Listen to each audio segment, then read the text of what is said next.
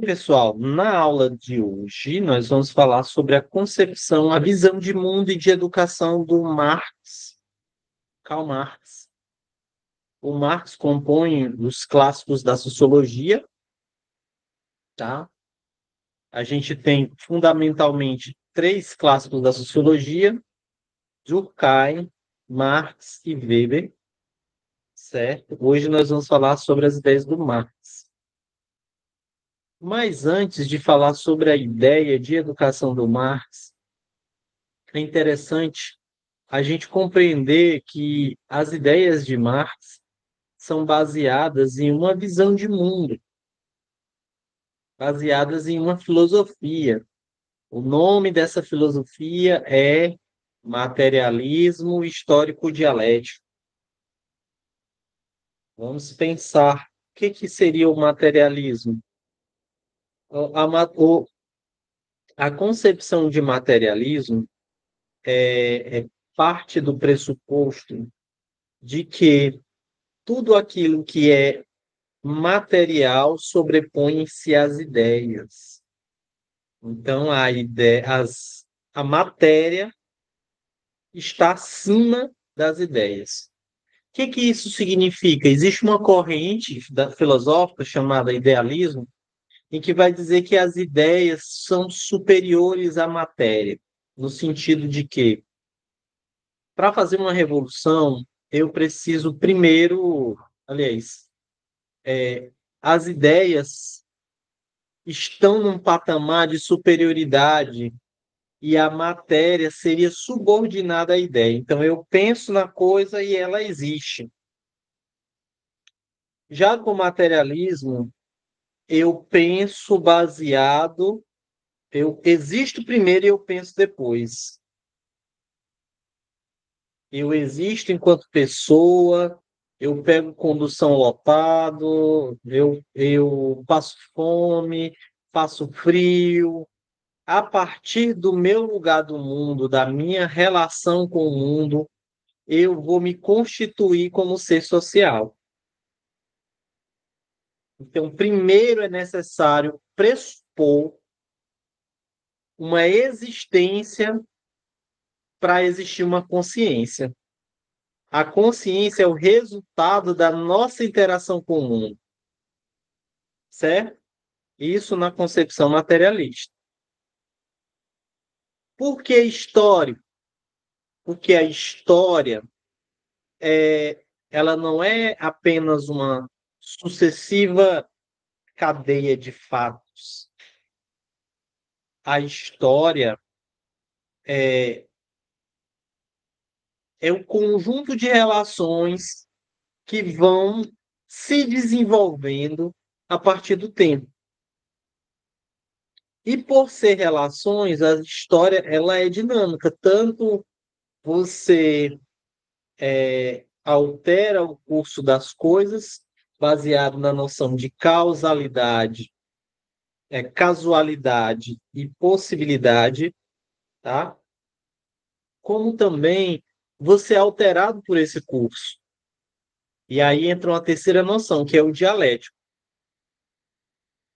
É muito difícil para nós, na cabeça da lógica formal, pensar no materialismo, pensar com a cabeça a partir do materialismo histórico dialético, materialismo dialético. O materialismo, aliás, o geral da lógica que a gente conhece, a lógica formal, vai dizer que uma coisa é ou não é. Se eu pego aqui um livro desses, esse livro tem uma cor, né? Ele ou ele não é na lógica formal. Já no materialismo histórico dialético, uma coisa é e não é ao mesmo tempo. E vocês vão estudar isso na filosofia, na dialética. Por que que uma coisa ela é e não é ao mesmo tempo? Porque essa coisa está em movimento. Eu sou o Roniel e ao mesmo tempo eu não sou o Roniel. Porque o Roniel que existe hoje foi se transformando ao longo dessa história. Então, gente, o materialismo histórico dialético, como a gente é condicionado a pensar a partir da lógica formal, é difícil para a gente pensar a partir do materialismo histórico dialético, porque as coisas não estão prontas e acabadas, as coisas estão em movimento. E não apenas estão em movimento, mas elas estão interagindo entre si e estão se transformando. Eu estou me transformando enquanto sujeito e, ao mesmo tempo, eu estou transformando essa sociedade.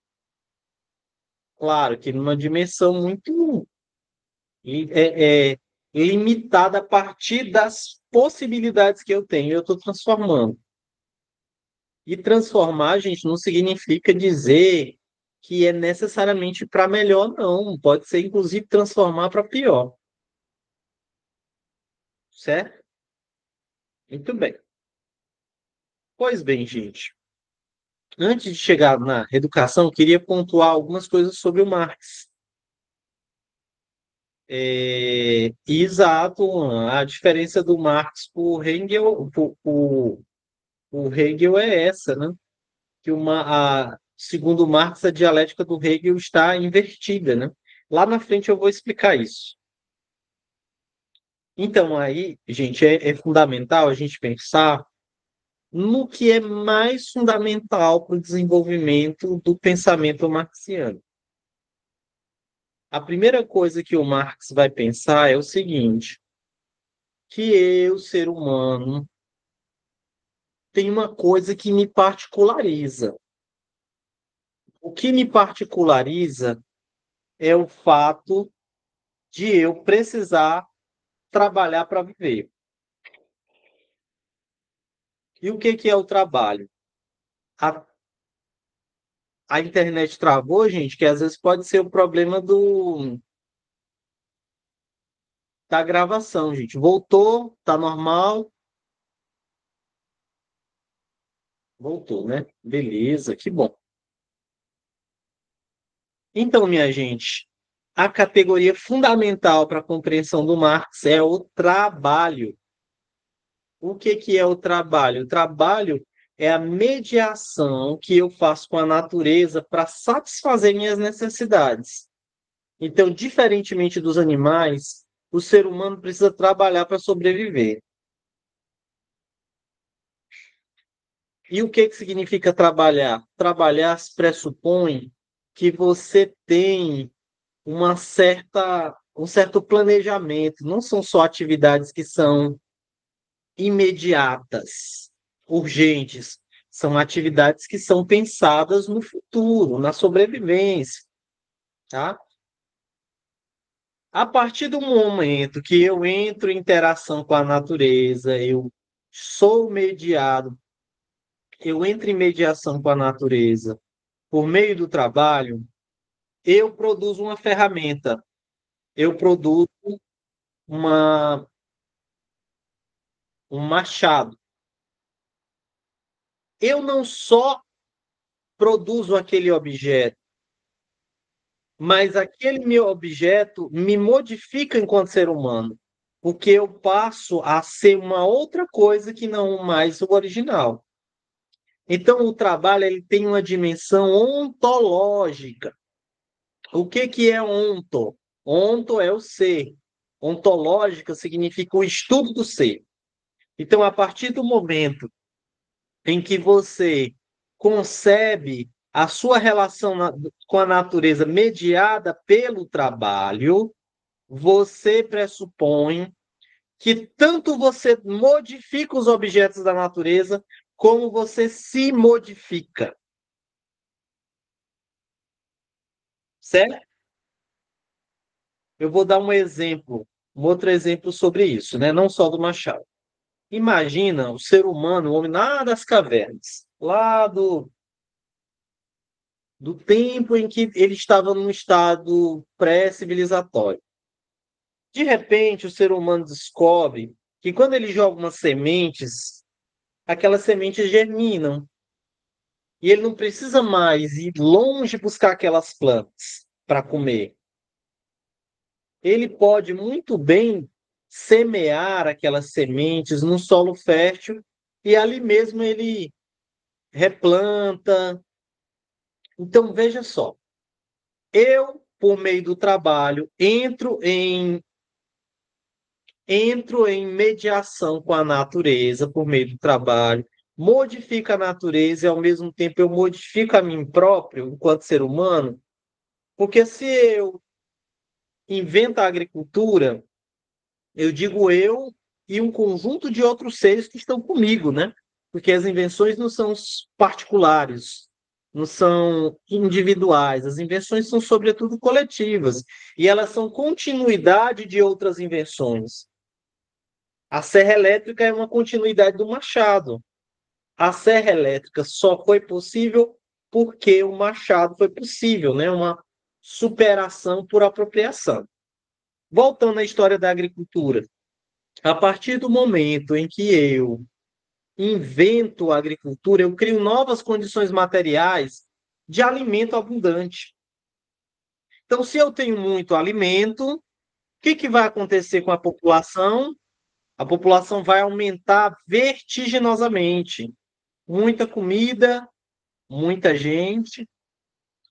A partir do momento que tem muita gente, é preciso organizar a produção. Uma produção que produz excedente, ou seja, que sobra comida, que sobra coisas, ela passa a ser gerenciada, ela passa a ser administrada. Então, a gente tem aí o que o Marx chama de uma privatização dos meios de produção. Um grupo de pessoas que administrava esse excedente achou que tinha mais direito que os outros e passou a se auto-intitular como dono dos meios de produção. Então, aquela tribo que produzia arroz e passa a se tornar uma sociedade, passa a se tornar um povo, uma situação hipotética, tem os que trabalham braçalmente e os que trabalham intelectualmente. Existe uma separação do trabalho. Dada a complexidade do trabalho, tem os que pensam e os que executam. Isso Marx vai chamar na educação de dualismo educacional. Certo? Então, Juan, essa questão da infraestrutura diz respeito justamente. O Juan trouxe aqui dois conceitos interessantes do Marx: o conceito de infraestrutura e superestrutura. O que é infraestrutura? É tudo aquilo que diz respeito à produção, à economia, aos meios de produção. A superestrutura é tudo aquilo que diz respeito à reprodução, as escolas, as igrejas, o direito. Então, existem dois movimentos nas sociedades, que é um para produzir esse mundo e outro movimento para reproduzir esse mundo tal qual ele é. E a escola tem um papel fundamental na reprodução do mundo tal qual ele é. Então, gente, quando a gente fala dessa questão histórica, né, de compreensão de como que o Marx entende que o ser humano vai sendo modificado pelo trabalho e ele vai criando novas configurações sociais, a gente vai tendo os modos de produção. Modo de produção escravista, em que o escravo fazia o trabalho braçal e o trabalho intelectual era destinado aos governantes. Existia, sobretudo, nessa sociedade de classes, uma privatização dos meios de produção, ou seja, as terras sempre ficavam nas mãos de poucas pessoas, as máquinas, enfim, na medida que essa sociedade vai avançando nas suas forças produtivas, nos seus meios de produção, sempre vai ficando restrito a um grupo seleto de pessoas. Então, gente, quando a gente pensa nessa sociedade que vai avançando e que vai produzindo mais coisas, a gente pensa que há uma separação dos que pensam, dos que executam. E a isso Marx vai chamar de dualismo educacional. E o dualismo educacional pressupõe que a educação vai ser diferenciada. Uma educação para a classe trabalhadora para aprender a executar, obedecer ordens, e uma educação para a classe dirigente, para os ricos, para que estes aprendam a governar, a projetar intelectualmente o trabalho. Muito bem. Avançamos. O modo de produção escravista, o Marx teorizou principalmente sobre esses três modos. Primeiro, o modo de produção escravista, que depois sucedeu para o modo de produção feudal, em que as terras eram sobretudo da Igreja Católica, e passou para... houve uma série de transformações políticas, sociais, econômicas, houve uma acumulação de capital, que ele chama de acumulação primitiva do capital, sobretudo a exploração de pedras preciosas aqui na América pré-colombiana, e isso deu um boom no que a gente chama de Revolução Industrial, que é justamente o que a gente estava discutindo na unidade 1, surgimento da sociologia, a sociedade capitalista. Então, Marx ele procurou entender a sociedade capitalista a partir da sua gênese, ou seja, a partir da sua formação, a partir desse movimento de como essa sociedade se tornou uma sociedade capitalista. E aí é fundamental que a gente compreenda como o Marx vai entender educação, mas, sobretudo, pensando nessas categorias, né? Trabalho, alienação, sociedade capitalista, mais-valia, enfim. Vamos pensar aqui alguns conceitos fundamentais do Marx. Primeiro conceito, a gente falou, o trabalho, que é uma categoria ontológica, ou seja, eu modifico as coisas, mas não apenas me modifico. Não apenas modifico as coisas, mas também me modifico. Quando eu faço um machado, aquele machado não apenas transforma aquele objeto, mas ele me transforma em uma outra pessoa. Eu sou não apenas um Roniel, eu sou um lenhador. Eu sou uma pessoa que consegue desbravar florestas. Talio, pode falar, Talio, fica à vontade. Perdão, corta seu raciocínio aí, professor. É porque, tipo assim, o slide ele não passa, não? Ele só fica aqui mesmo no Max? É porque eu estou falando na parte introdutória, eu não cheguei ainda nessa parte da educação, eu só estou no prólogo. Ah, sim. É porque eu pensava então que minha internet é. Tipo, Não, não, tá, é assim mesmo. É vou assim ver. mesmo, tá? Pois bem, gente, rapidinho a gente vai chegar aqui na educação, tá? Primeiro, a gente precisa entender algumas categorias fundamentais no Marx e alguns conceitos fundamentais. A gente falou de trabalho. Nem todo trabalho é igual. Existe o trabalho que é alienado, ou seja, o que é um trabalho alienado? É quando eu faço um livro desse, certo? Eu produzo esse livro, eu e os outros trabalhadores, a gente que vai atrás do papel, a gente que imprime, a gente que faz a prensagem do livro, mas no final, como eu participei só da prensagem do livro, eu não consigo entender que esse livro fui eu que fiz. Então esse livro é estranho a mim, é como se não fosse eu que fiz. É como se esse livro tivesse surgido magicamente, tá? Então eu me alieno. A alienação vem disso. Alien, é aquilo que é estranho a mim. Então, alienação, gente, no sentido marxiano da palavra, é quando eu não reconheço esse objeto como fruto do meu trabalho. E esse trabalho, ele é, sobretudo, mediado pela mais-valia, ou seja, alguém paga um salário para mim, eu produzo um livro, esse livro gera, vamos supor que esse livro gera um lucro de R$ 100 por mês, e o meu salário é de R$ 40 por mês. Então, assim, o meu trabalho gera um lucro, estou falando de lucro, tá? Lucro líquido, tirando todas as despesas, de R$ 100 por mês. Só que aquilo que volta para mim do que eu trabalhei e produzi é só apenas uma parte.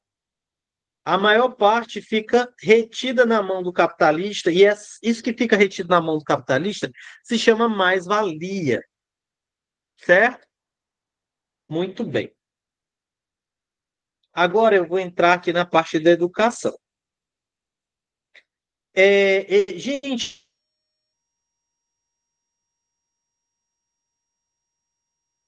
é interessante a gente pensar na escola a partir do pensamento do Gadotti,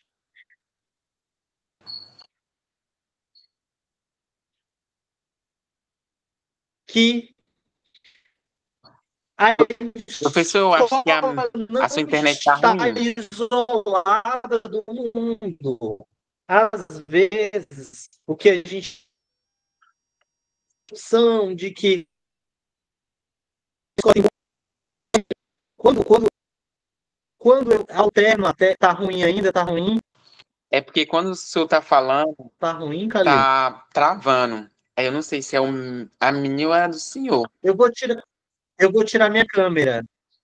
Eu vou tirar minha câmera. Às vezes, quando eu coloco o slide, dá problema. Agora tá bacaninha, gente, aí?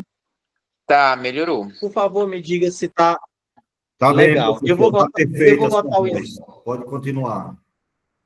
tá, eu vou botar o slide agora. Tá tranquilo ainda, minha gente? Por favor, abrem os microfones e falem. Ei, professor, tá meio assim. Ainda tá meio travando. Tá dando para acompanhar, por favor? Ela tá meio assim. Ela tá oscilando. Trava. Tá. Vamos lá, gente. Quando a gente pensa em educação, a gente tem que pensar o seguinte, que a escola ela está num conjunto de relações e mediações que não é só a escola. É necessário você compreender a dinâmica global da sociedade. A escola é um desses pontos. Professor, o que é mediação? Vamos lá, eu quero que vocês entendam a mediação como um conjunto de relações que interferem na gente. Por exemplo, gente, a agricultura interfere na nossa relação, né? A tecnologia é uma mediação. Então, a partir do momento em que a gente desenvolve as forças produtivas, que existe internet, aquilo passa a se tornar uma coisa tão forte na nossa vida que se torna uma mediação. Está começando de novo, vamos ver se normaliza. Não, Pra mim tá professor, bom. aqui para mim não, viu? Pra mim tá bom. Tá Para mim normal. tá Tá bom, normal? não tá travando. Tá. Para mim, não. Legal, legal. Muito bem, gente. Então, quando a gente pensa em mediações, é o conjunto de influências, digamos assim, que interferem na escola. As facções interferem, a dinâmica da violência de facções interfere na escola? Interfere, porque muitos estudantes são recrutados, enfim, a gente tem aí pais e comunidade escolar aqui que é afetada pela violência, que é vítima da violência, certo? Nós temos, por exemplo, a questão salarial econômica afeta a educação, sobretudo as remunerações dos professores, como esses professores são tratados. E tanto é que nos países em que as remunerações são baixas, os professores também são desvalorizados enquanto profissionais. Porque, olha só, o professor que tem um salário menor em relação às outras carreiras profissionais, ele passa a ser visto como um sujeito profissional inferior. Vou passar aqui o slide. Então, gente, a orientação do Marx é de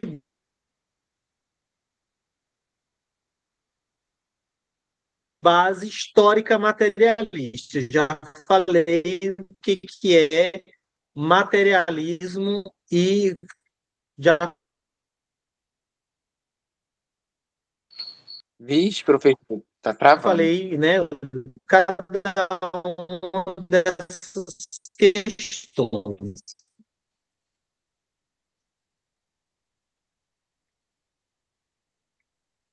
O Engels, embora ele não estudou, ele não tenha preocupação com sociologia da educação, ele estudou Tá, professor. a situação dos trabalhadores na Inglaterra. Para mim tá. Eu vou fazer o seguinte, gente, eu vou... Tá normal? Ela tá tipo oscilando, Olha, professor. faz o polegarzinho. Tá oscilando, né?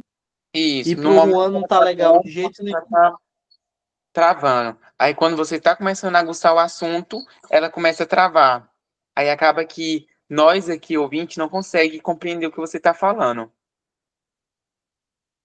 Entendi. Eu vou tentar falar mais devagar, tá? Por conta dessa bendita internet.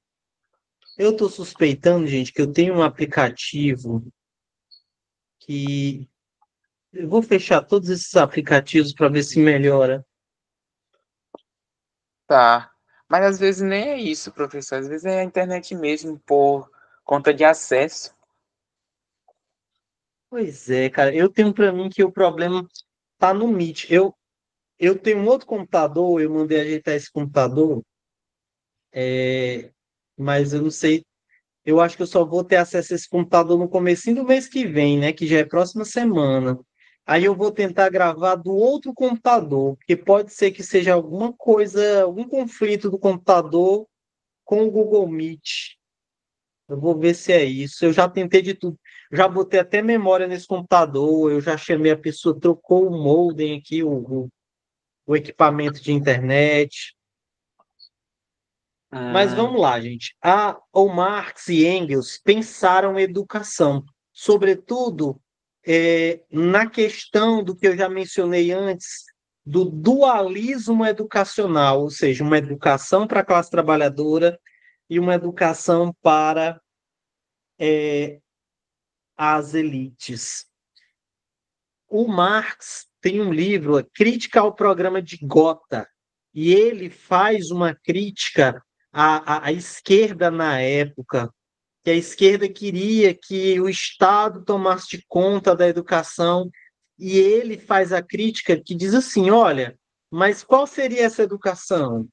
É uma educação que a classe trabalhadora seguiria uma lógica de instrução, é, de formação, enquanto a classe dirigente, a burguesia, seguiria outra lógica. Aí ele não concorda com isso. Tem que ser uma educação única para todos, tá? E o Estado não tem interesse de criar uma educação única para todos, porque o Estado é, na perspectiva do Marx, um comitê de negócios da classe burguesa, dominante. O, o empresário, o grande empresário, eu estou falando aqui do grande empresário mesmo, gente. A burguesia é o dono da Nestlé, a burguesia não é o coleguinha da esquina que tem uma Hilux, não, sabe? Não é seu vizinho. A gente está falando de pessoas realmente ricas. E as pessoas que são realmente ricas, a burguesia, elas são praticamente inexistentes para a gente. A gente não topa com essas pessoas no supermercado, não topa com essas pessoas no aeroporto, eles estão andando de jatinho agora, acima das nossas cabeças, eles estão andando de iates caríssimos, e a gente sequer sabe os nomes, a gente sabe o nome de alguns, mas a burguesia, mesmo os ricos, essas pessoas são praticamente invisíveis, elas são intocáveis. Eu gosto muito de assistir um anime, né, japonês, que é chamado One Piece. Não sei se vocês gostam, se vocês assistem. Lá tem uns caras que são os Teobitos, que são como se fossem os bilionários do anime. Os Teobitos, eles não podem ser tocados por réis mortais. Se você tocar nele, é tipo pena de morte. A gente não tem uma lei assim, mas os bilionários são pessoas praticamente intocáveis em todos os sentidos, né? Tá aí o Paulo Lemann cometeu uma fraude junto com outros, que estima-se 50 bilhões, né? Esses caras não foram presos, esses caras não aconteceram nada com eles. Aí o Estado foi e perdoou uma dívida de 500 milhões de reais. Então os caras roubam, ainda tem dívidas perdoadas. Mas voltando aqui na questão do conteúdo, o Marx vai teorizar também no livro Ideologia Alemã que a educação está subordinada às ideias da classe dominante, né? Ele tem uma frase célebre lá da ideologia alemã que ele diz assim: as ideias dominantes do nosso tempo são as ideias da classe dominante. O que isso significa? Significa dizer que as pessoas batem palma por achar criança trabalhando, acha bonito, romantiza. Aí a criança vai trabalhar no lixão, o trator passa por cima dela, mata, e as pessoas depois vão dizer: cadê o pai, cadê a mãe? Onde é que estava o pai, onde é que estava a mãe? A verdade é que aquela criança que morreu no aterro sanitário de Teresina, todos nós temos responsabilidades. Eu não estou falando de culpa, eu estou falando de responsabilidade. Porque nós criamos uma sociedade tão desigual, uma sociedade tão inescrupulosa, que uma criança se vê obrigada a trabalhar para conseguir comprar alguma coisa, quiçá trazer alguma coisa para dentro de casa. Porque mesmo as pessoas trabalhando incansavelmente, porque a maior parte das pessoas que eu conheço trabalha e trabalha muito. E como as pessoas trabalham? Trabalham, não tem tempo para sua família, e ainda assim o que ganha dá mal para se manter, dá mal para sobreviver. Então, gente, as ideias da classe dominante são ideias que nos introjetam, porque a classe dominante controla a mídia, controla a legislação educacional, o que deve ser ensinado, enfim. A gente acompanha muito bem, a gente vê como é terrível o modo de vida que a gente construiu enquanto sociedade, que muitas vezes é até anticivilizatório. Não tudo, né, gente? Tem coisa muito boa na sociedade que a gente vive, mas tem coisas que são flagrantes e que são tão erradas que parece que se tornam normais, se naturalizam diante dos nossos olhos. E não são problemas que vai ser uma pessoa ou outra, ou um governante isoladamente que vai resolver. São problemas que só vão ser resolvidos quando as pessoas tomarem consciência e tomarem as rédeas do seu próprio destino.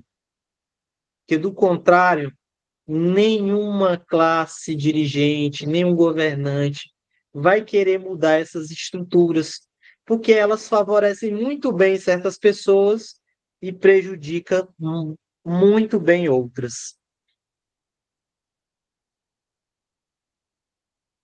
Então, gente, a escola, na visão do Marx, reafirma essa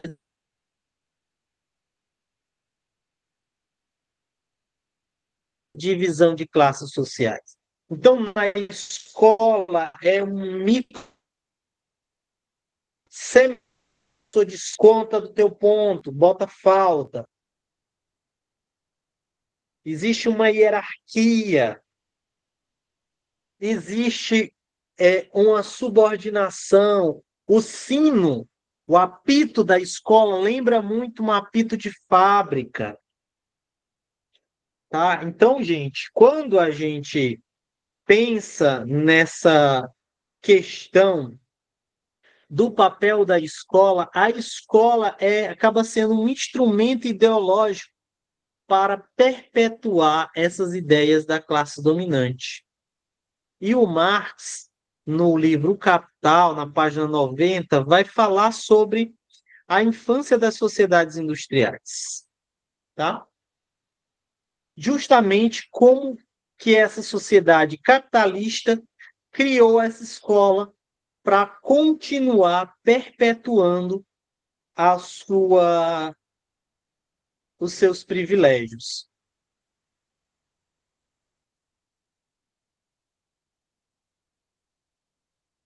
Então, no manifesto do Partido Comunista, né, existem aí algumas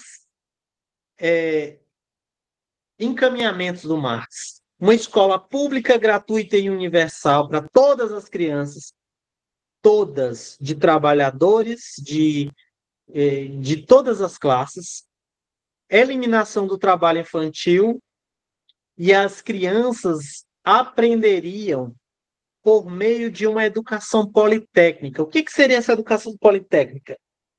Você desenvolve o corpo, a mente, as habilidades de literatura, as habilidades de mecânica, você aprende a mexer com máquina, você aprende a desenhar, você desenvolve todas as potencialidades humanas. Você ganha os atributos para desenvolver essas potencialidades humanas. Tá? A politecnia diz respeito à omnilateralidade, ou seja, as múltiplas dimensões do ser humano. A dimensão ética, você aprende a ser uma pessoa ética.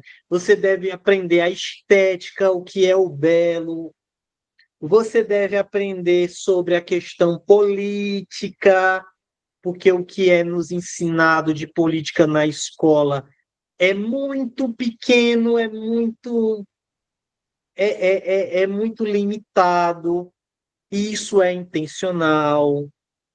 A gente precisa aprender sobre a dimensão filosófica das coisas, que as coisas não são naturais, que elas estão postas propositalmente e foram construídas assim para perpetrar privilégios. E a educação não deve ser separada da política. Essa história de escola sem partido é balela. Toda educação tem partido, sim. E não é partido político, porque partido é uma concepção de mundo. Você vai educar uma pessoa para ela se tornar um ser. Ela é um projeto de ser humano na sociedade. Essa pessoa, na sua aula, na sua prática pedagógica, você está ensinando o que ela deve ser.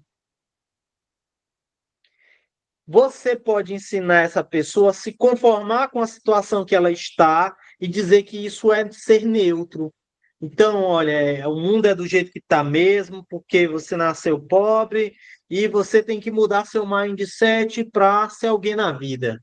Então, o problema é seu que não mudou seu mindset ainda. Nada, cara. O problema são todo um conjunto de relações que são construídos para que a possibilidade de você superar aquilo individualmente é praticamente zero. Você precisa conhecer as diversas dimensões da vida para poder se posicionar. E eu penso, enquanto professor, que se o professor deixa muito claro são suas convicções, o aluno não é obrigado de jeito nenhum a tomar para si aquelas convicções. Mas o professor ele não pode se esconder nessa ideia de neutralidade, não. Ele tem que mostrar a cara. Eu sou isso, o meu posicionamento é esse, eu escolhi esse lugar por isso, por isso, por isso, eu escolhi essa posição partidária por isso, por isso, por isso. Você vai ter professores que têm diversas posições político-partidárias. E a multiplicidade desses professores é que vai garantir a matriz ideológica que você precisa para que você tenha suas referências. Você já pensou se todos os professores fossem iguais? Todos os professores pensassem do mesmo jeito? Seria ruim, tá? Vamos avançando.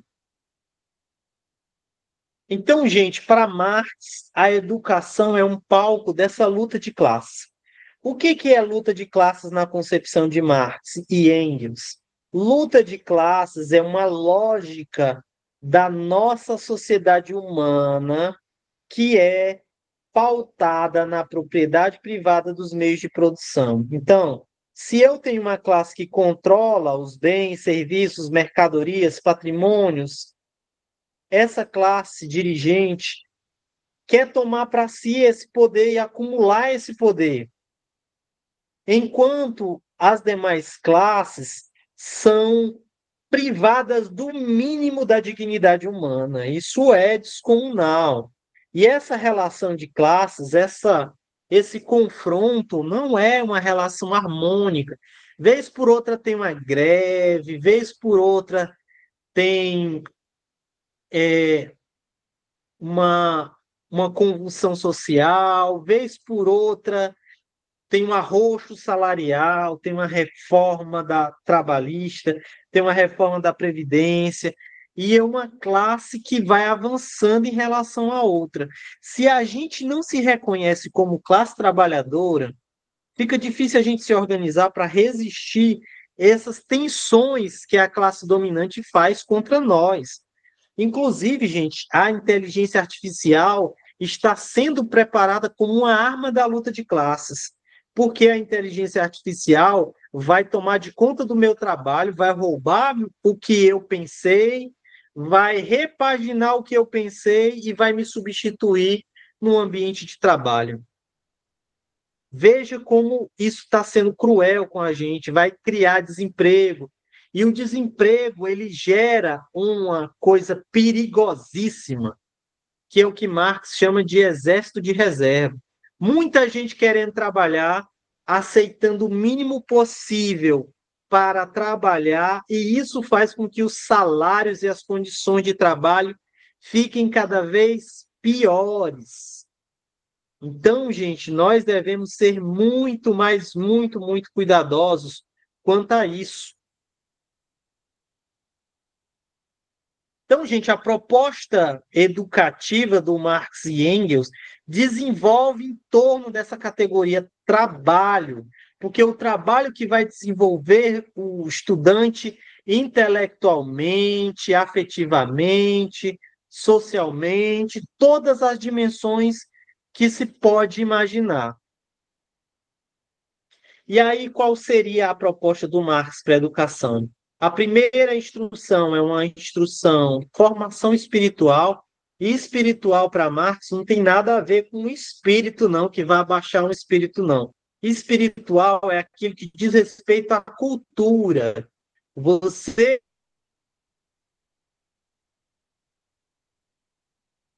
conhecer os pressupostos básicos da cultura.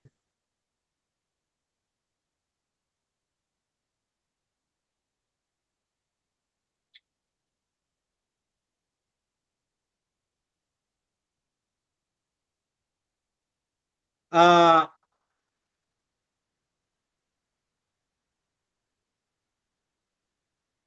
outra coisa importante é desenvolver a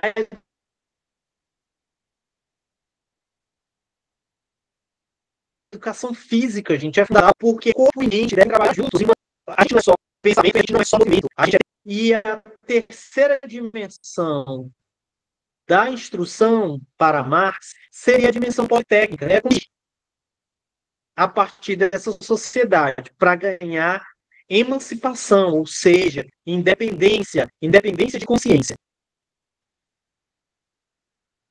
O modelo do Marx inspirou a primeira lista. Qual seja a primeira experiência comunista? Está travando, Juan? A primeira experiência comunista é a Comuna de Paris. E a Comuna de Paris vai aplicar a instrução popular, vai colocar em prática o ensino laico, porque a educação religiosa ela parte do pressuposto de mistificar as relações, e o espaço religioso não é o espaço público, é o espaço privado, tá?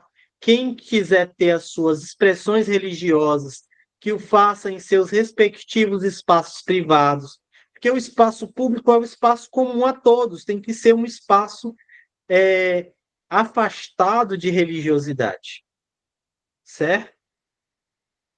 Então, a educação tem que ser gratuita e universal para que o filho do camponês que não tem condição de pagar tenha a mesma instrução do filho do rico. E aí, hoje, a gente tem um dos grandes problemas do ódio às políticas públicas instaladas, sobretudo porque as políticas públicas ampliaram o acesso à universidade pública para pobre. Universidade, até décadas atrás, era estritamente para ricos. E os ricos, né, não tão ricos assim, ricos e classe média, tinham os instrumentos para entrar na universidade. Por exemplo, quando você coloca cursos que não são noturnos, você está dificultando o cara que trabalha o dia todo. Então, eu, quando cursei ciências sociais, o meu curso era de manhã, de tarde, de noite, gente. Eu não podia trabalhar. Eu não tinha como trabalhar. Thalio, pode falar. Professor, essa questão de faculdade federal, estadual, que tem mais faculdade para pobre, ela ficou uma questão para baixa renda, melhor dizendo, né? Ela ficou uma questão assim de nós pensar muito, principalmente no termo da educação que o Brasil se encontra. Por quê? Porque a educação pública, ela não é boa. Ela não é boa. E, tipo assim, a escola, a instituição particular, ela ficou mais pro pobre e a instituição pública, ela ficou mais pro rico. Por quê? Um pai coloca um aluno numa escola particular, uma das melhores escolas, para que o ensino dele ele venha a ser um ensino de qualidade. Beleza, esse aluno vai se dedicar a estudar. Quando ele termina, ele acaba passando no Enem e ele se transfere para uma escola pública, que acaba pegando um lugar de alguém que realmente merecia, tipo alguém de baixa renda. Já o que não consegue, por ter uma dificuldade tanto no estudo e tem trabalho, quando chega em casa, a família é toda desestruturada, e acaba que isso leva a criança a declinar nos estudos. E acaba que ele tem que trabalhar e ele quer fazer um curso, ele tem que pagar para poder fazer uma graduação. É isso que eu penso. E, tipo assim, eu não vejo o nosso país um país, assim, de igualdade. entendeu? Ele tinha muito que mesclar esse termo, entendeu? Para que todos pudessem ter um acesso à educação, a um ensino superior público. Mas não vejo isso. Muito bem, gente. Vamos ouvir mais participações, tá, gente? Que até agora eu falei muito, eu disse que eu ia deixar vocês participarem mais. Vamos lá, gente, mais participações, além do Talio, mais participações, tá?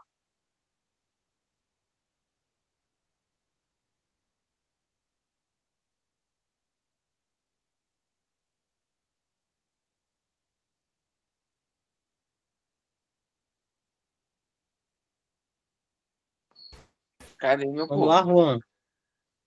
Vamos lá.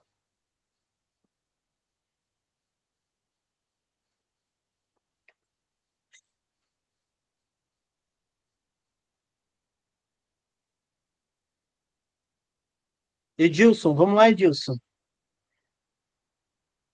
Mais comentários, mais participações.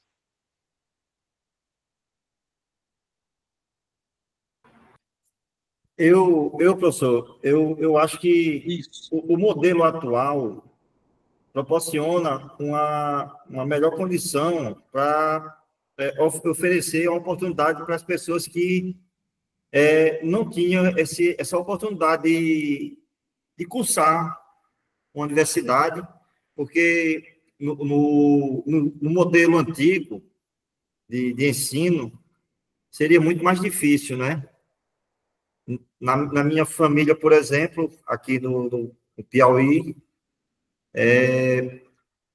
pelo que eu sei, umas duas pessoas apenas conseguiram concluir o curso superior. E essas pessoas foram agraciadas com a oportunidade que o governo proporcionou, esse governo atual.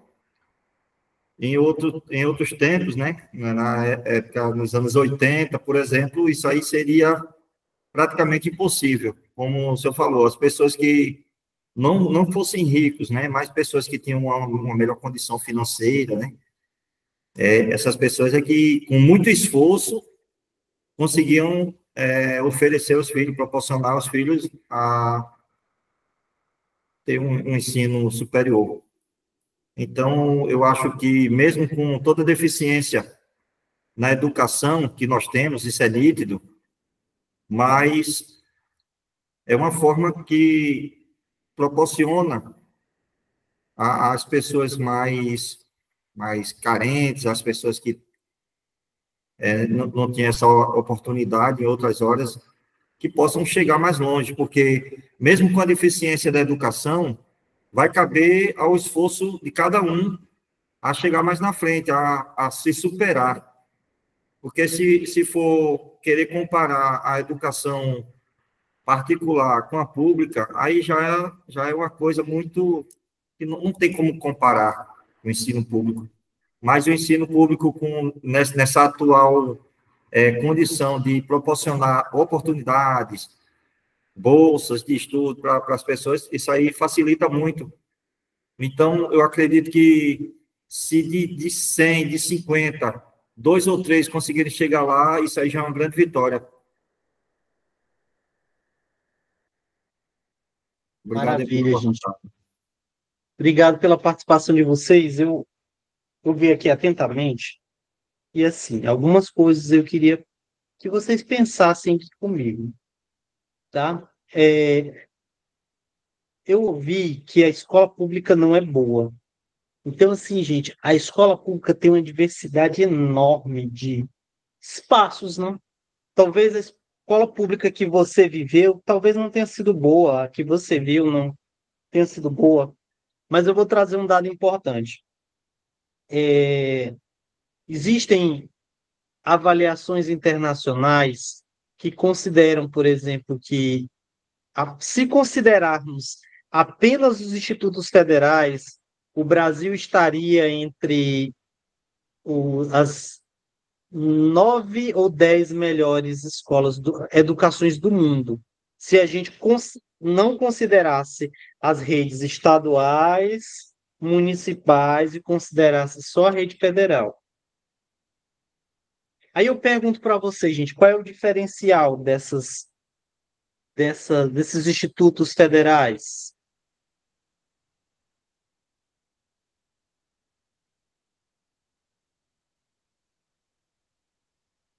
Como assim? Pode, pode Esclare- responder, gente. Como assim, Fica à professor? vontade. Esclareça.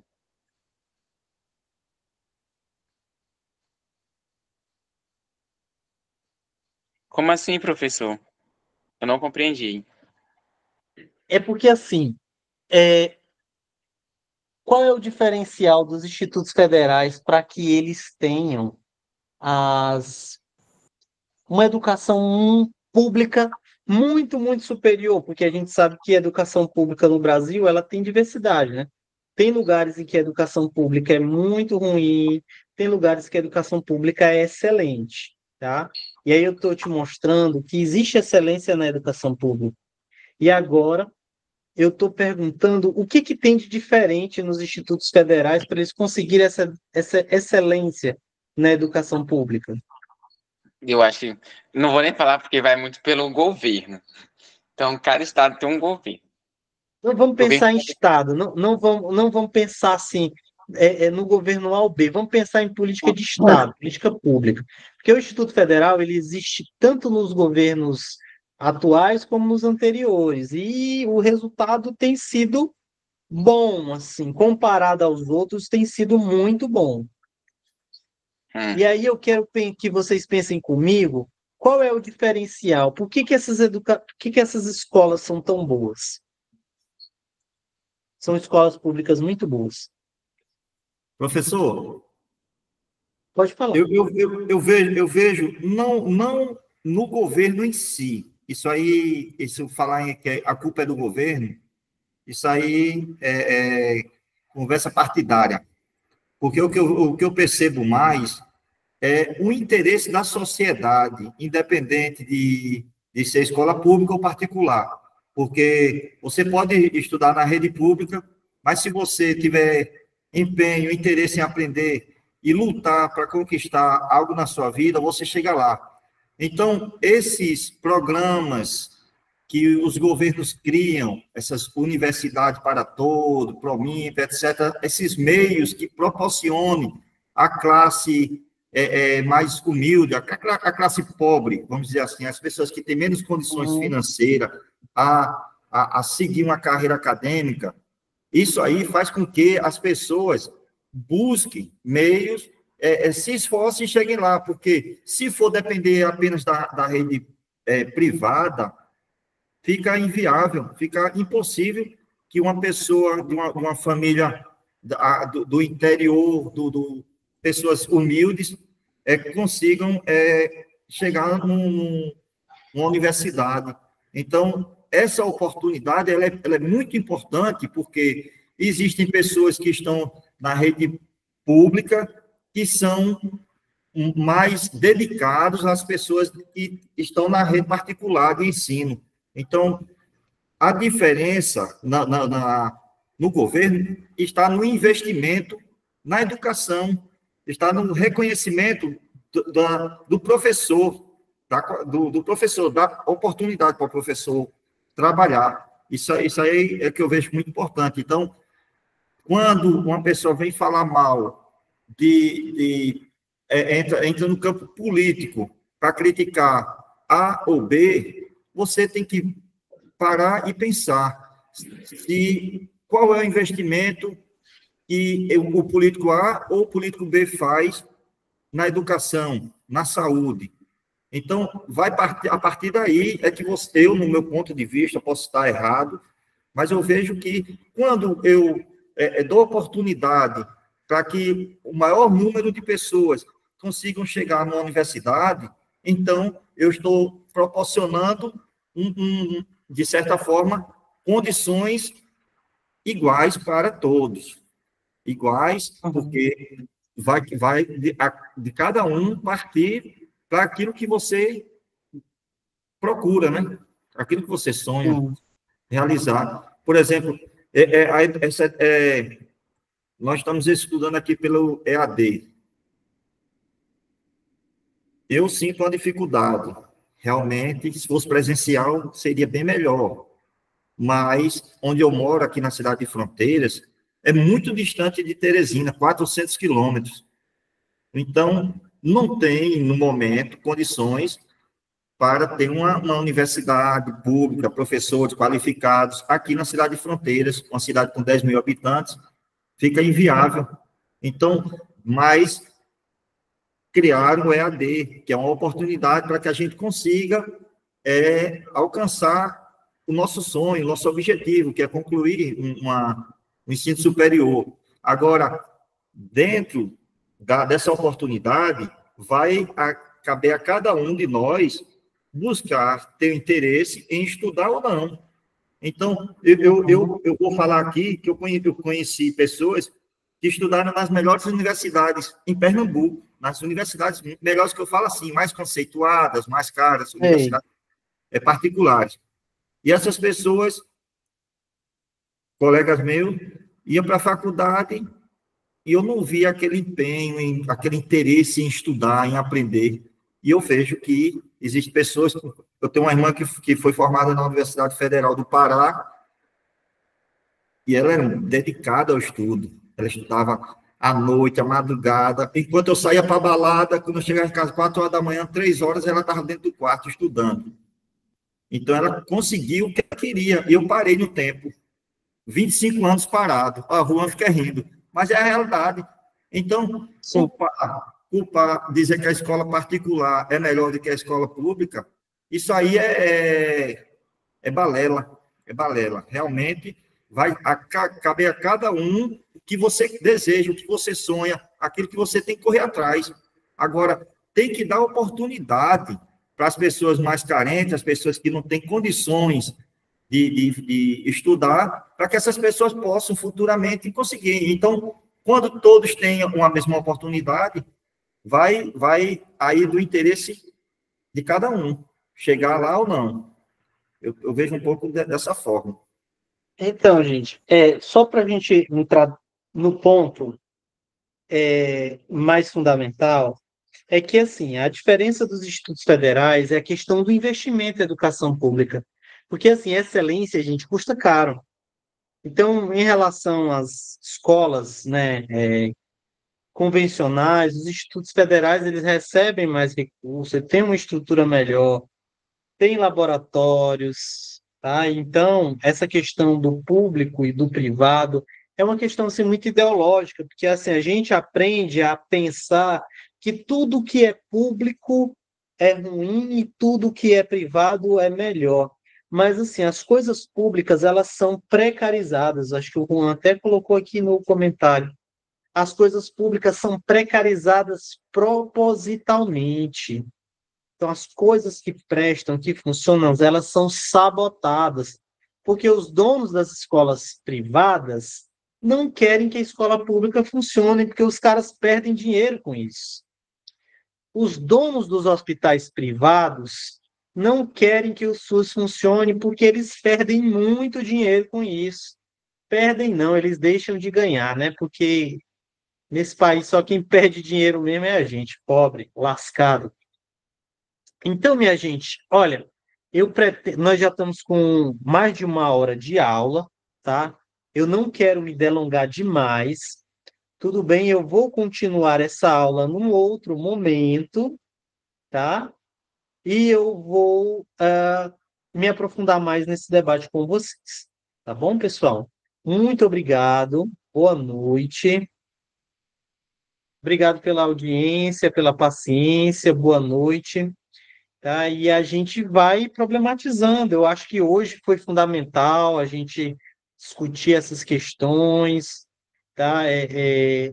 A nossa percepção é que a escola pública é ruim, mas tem certas escolas públicas ruins, tem certas escolas privadas ruins. Então, tudo faz parte de um jogo de interesses em que alguém ganha e alguém perde. Tá bom, pessoal? Boa noite, obrigado pela audiência, obrigado pela paciência e tchau, tchau, até a próxima aula. Eu vou salvar aqui, cancelar aqui e salvar a gravação.